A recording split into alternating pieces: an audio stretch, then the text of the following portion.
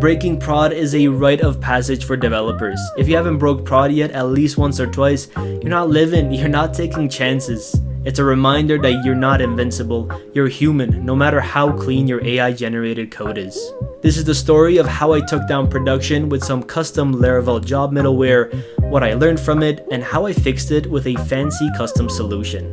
By the way, before we begin, please ignore this cable management. I know it's a mess. I'm working on it. So we were about to release a brand new algorithm which was meant to improve how we handle some heavy and frequent computations. We moved the logic to a queue job and cached the result for some period of time. However, the job itself is triggered automatically based on a variety of different actions, so we had to throttle how often the job was actually run. Therefore, I was tasked with writing throttle logic that kept the number of jobs to a minimum while ensuring that the cached result would not go stale. Laravel has a rate-limited middleware which limits a job to run once per a set amount of time. However, the docs make an important note. Each time the job exceeds the rate limit, this middleware will release the job back to the queue with an appropriate delay based on the rate limit duration. This means that if the user triggers the job 100 times, you'll have 100 delayed jobs clogging up the queue. The docs go on to say that if you do not want the job to be retried when it's rate limited, you may use the don't release method. This would still bloat the queue, but it also leads to another problem. Let's say we have a throttle of 30 seconds. The user sets some value to 10, which triggers the job to recompute using that new value.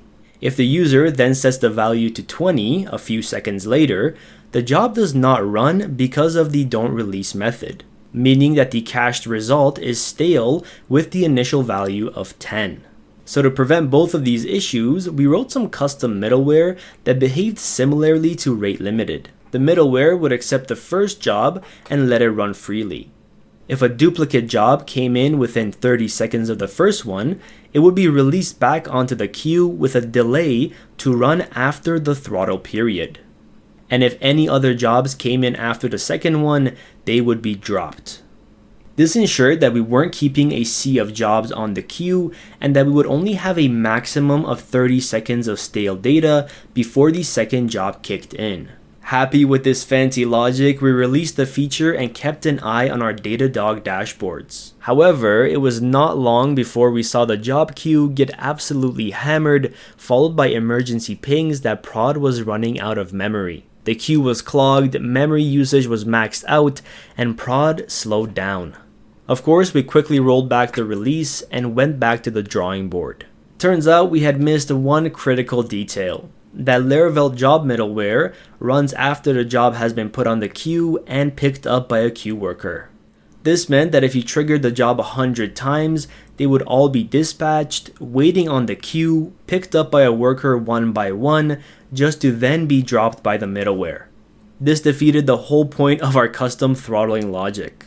I realized the only way to have our throttling behave properly and keep our queues clear is to run the logic before the job is dispatched. Should Be Unique is a built-in Laravel interface that does almost exactly what we need. It ensures that only one instance of a specific job is on the queue at any time. Along with the unique for attribute, you can prevent duplicate jobs from being dispatched during a specified duration. Where the rate-limited middleware dispatched and then picked up and then dropped the job, this simply skips the dispatch. Now this is perfect for most scenarios, but in our case, it would allow the first job's result to persist even when newer values arrive, leading to stale data. It's the same issue we outlined with the rate-limited middleware. Therefore, I wrote up a new trait that you could use to throttle any job based on the same logic I outlined earlier, but this time at the dispatch level. So instead of waiting for the job to be picked up, for the middleware to run, and then the job to be dropped, we simply use some Redis atomic locks to determine if we even need to dispatch the job in the first place. So again, we will have one job running, one job delayed for after the lock expires, and all other duplicate jobs will not be dispatched. With this new and improved throttle logic, we released the algorithm once more, and the rest is history. So what to take away from this video? Laravel job middleware such as rate limited run after the job has been picked up by a queue worker. If you have hundreds of duplicate jobs clogging up your queue, take a look at the built-in interfaces such as should be unique to see if they fit your situation, which they most likely will.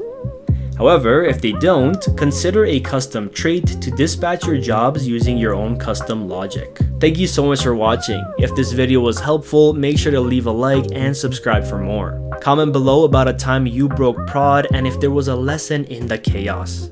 Thank you again for watching, and I'll see you in the next one.